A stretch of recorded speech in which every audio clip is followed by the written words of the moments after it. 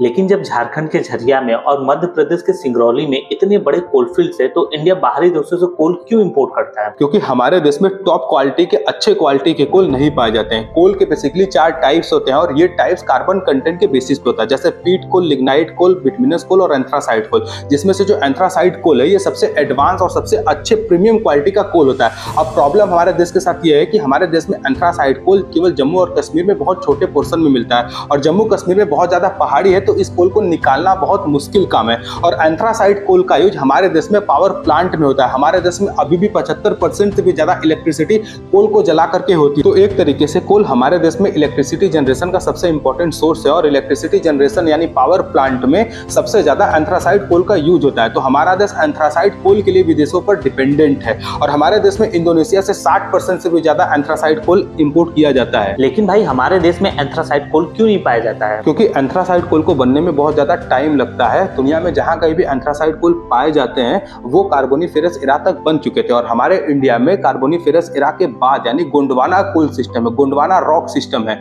तो गोंडवाना टाइम में जो भी कोल बने थे वो उतने अच्छे क्वालिटी के नहीं है, उनमें उतना ज्यादा कार्बन कंटेंट नहीं है, इसलिए हमारे देश में जहां भी कोल मिलता है वो बिटुमिनस, लिग्नाइट और पीट कोल ही मिलता है।